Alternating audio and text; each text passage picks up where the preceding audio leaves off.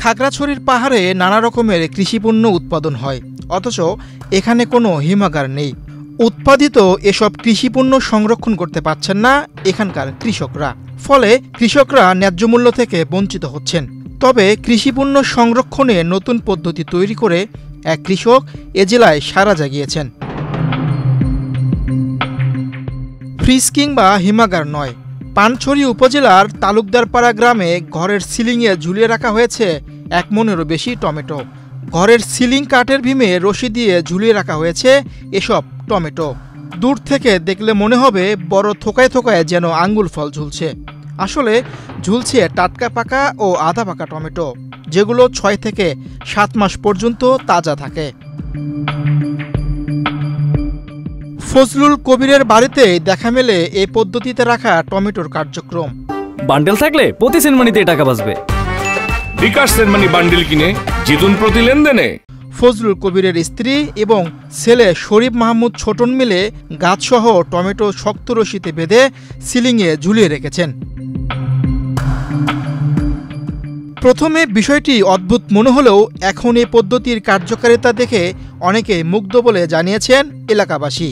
নতুন এ পদ্ধতি দেখার জন্য বন্ধুবান্ধব, আত্মীয় স্বজন, পাড়া প্রতিবেশী ভিড় করছেন এই কৃষকের বাড়িতে।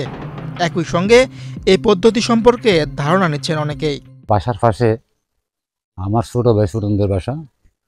ছোটন আমু প্রতি বছর চৈত্র বৈশাখ মাসে কিছু টমেটো সংরক্ষণ করে বাগান থেকে ডাল সহ তুলে এনে এটা 1 থেকে 1.5 কেজি করে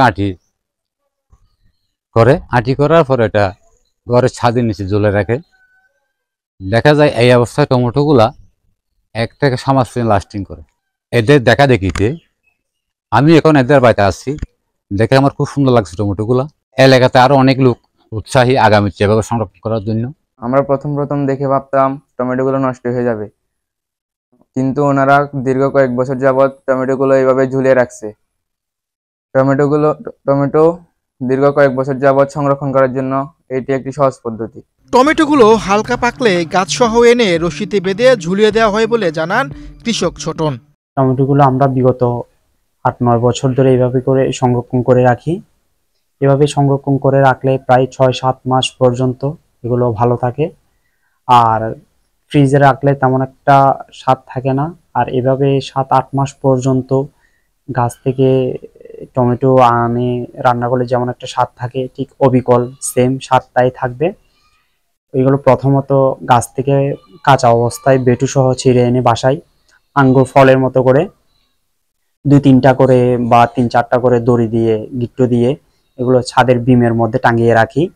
তো এভাবে টাঙিয়ে রাখলে দীর্ঘদিন পর্যন্ত টমেটো ভালো থাকে।